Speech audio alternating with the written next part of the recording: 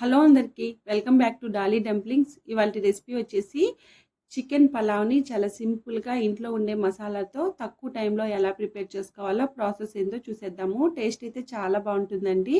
మీరు కూడా తప్పకుండా ట్రై చేయండి. ఇప్పుడు ప్రాసెస్ చూసేద్దాము. దీనికోసం నేను ఇక్కడ 1 కేజీ సోనా మసూరి రైస్ని తీసుకొని శుభ్రంగా వాష్ చేసుకొని ఒక అరగంట సేపు నానబెట్టుకొని పక్కకు పెట్టుకోవాలి. ఇక్కడ 1 కేజీ రైస్కి 1 కేజీ చికెన్ వేసుకుంటే టేస్ట్ అనేది బాగుంటుందండి. చూడండి, చికెన్ కాస్త పెద్ద సైజు ముక్కలుగా కొట్టించి తీసుకోండి. ఈ చికెన్ని శుభ్రంగా వాష్ చేసుకొని ఇందులో 2 టేబుల్ స్పూన్లు గల్లుప్పు, అలాగే 1 టేబుల్ స్పూను పసుపు, 1.5 టేబుల్ స్పూను కారం, ఒక అర నిమ్మబద్ద వేసుకొని ఈ మసాలా అంతా ఈ ముక్కలు పట్టేలాగా కాస్త గట్టిగా మ్యాష్ చేస్తున్నట్టు కలుపుకోవాలి.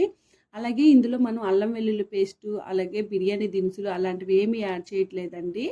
ఇలా ఈ ముక్కల్ని బాగా మిక్స్ చేసుకోవాలి. మసాలాతో కలుపుకొని ఒక 10 నిమిషాలు పక్కకు పెట్టుకోవాలి.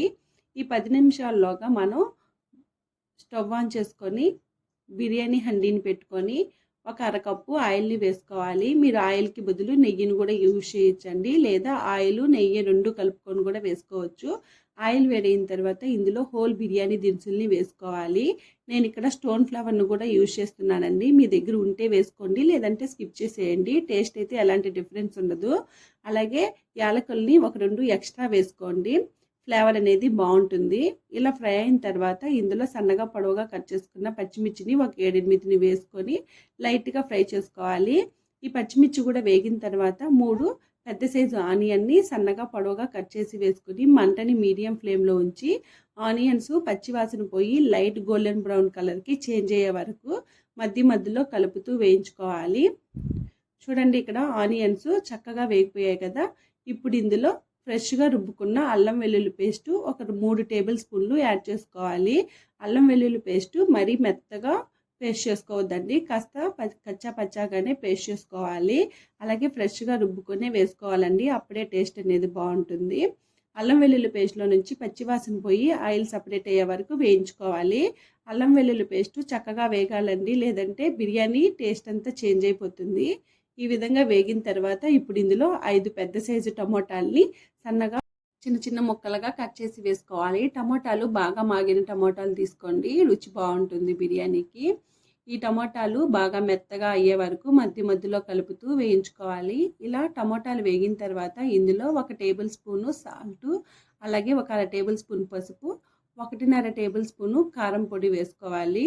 ఇప్పుడు ఇందులోనే 2 టేబుల్ స్పూన్లు ధనియాల పొడి, అలాగే 1 టేబుల్ స్పూను గరం మసాలా, అర టేబుల్ స్పూన్ మిరియాల పొడి, 1 టేబుల్ స్పూను చికెన్ మసాలా వేసుకొని ఈ మసాలా అంతా 1 నిమిషం వేగిన తర్వాత ఇందులో ఒక అరకప్పు పెరుగుని వేసుకోవాలి. పెరుగు కాస్త కమ్మటి పెరుగు వేసుకుంటే టేస్ట్ అనేది బాగుంటుందండి, లేదా కాస్త పుల్లగా ఉన్నా పర్వాలేదు, మరీ ఎక్కువ పుల్లగా ఉంటే మాత్రం వేయొద్దు.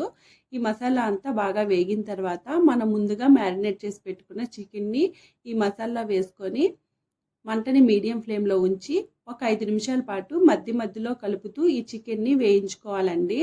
5 నిమిషాల తర్వాత ఈ చికెన్ మీద మూత పెట్టుకొని మంటని మీడియం ఫ్లేమ్లో ఉంచి మరో 5 నిమిషాలు మధ్యలో కలుపుతూ ఫ్రై చేసుకోవాలి. ఇలా ఫ్రై చేసుకోవడం వల్ల చికెన్ అనేది సాఫ్ట్గా కుక్ అవుతుంది.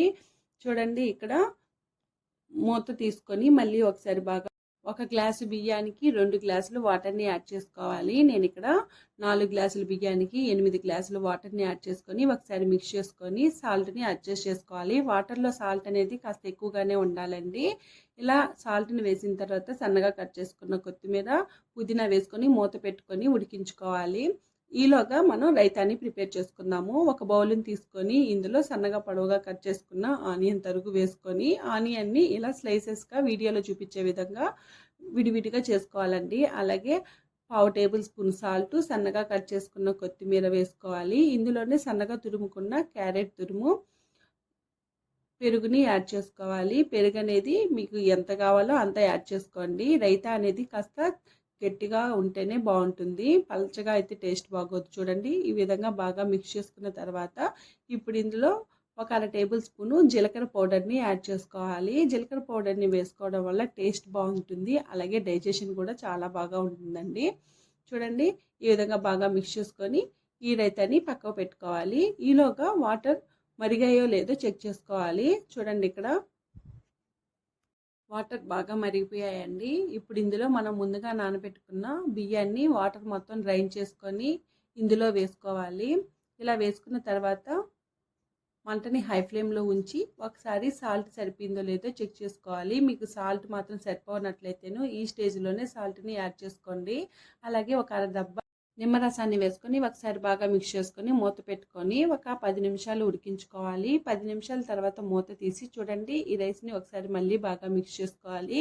ఇలా మిక్స్ చేసుకున్న తర్వాత సన్నగా కట్ చేసుకున్న కొత్తిమీర పుదీనాని యాడ్ చేసుకొని మూత పెట్టుకొని మంటని లో ఫ్లేమ్లో ఉంచి మరో 10 నిమిషాలు ఉడికించుకోవాలండి. 10 నిమిషాల తర్వాత మూత తీసి రైస్ చూడండి చక్కగా ఉడికిపోయింది. ఇక్కడ ఒకసారి బాగా మీరు బిర్యానీని ఎలా పడితే అలా కలిపేశారంటేను ఈ బిర్యానీ ముద్దగా అయిపోతుంది. చూడండి, ఒకసారి కలుపుకున్న తర్వాత నేను ఇక్కడ వీడియో క్లిప్లో చూపించే విధంగా బిర్యానీని గెంటితో బాగా ఈక్వల్గా స్ప్రెడ్ చేసుకోవాలి. ఇప్పుడు మూత పెట్టుకొని అలాగే ఒక 10 నిమిషాలు వదిలేయండి. 10 నిమిషాల తర్వాత మూత తీసుకొని మళ్ళీ సన్నగా కట్ చేసుకున్న కొత్తిమీర పుదీనాని స్ప్రింకిల్ చేసుకొని మూత పెట్టుకొని ఇంకా దీన్ని వేడివేడిగా సర్వ్ చేసుకోవడమేనండి. మనం ఇక్కడ రైతాని ప్రిపేర్ చేసుకున్నాం కదా, ఆ రైతాతో సర్వ్ చేసుకుంటే టేస్ట్ అనేది చాలా బాగుంటుంది. లేదా అలాగో కూడా తినేయచ్చండి. చూసారు కదా చికెన్ పలావ్ని ఎలా ప్రిపేర్ చేసుకోవాలో ప్రాసెస్ ఏందో. ఈ వీడియో మీకు నచ్చితే లైక్ చేయండి, షేర్ చేయండి, కామెంట్ చేయండి. అలాగే మరిన్ని రెసిపీస్ కోసం మన ఛానల్ని సబ్స్క్రైబ్ చేసుకొని ఈ రెసిపీ మీరు ట్రై చేస్తే మీకు ఎలా కుదిరిందో కామెంట్ చేసేయండి. Thank you for watching.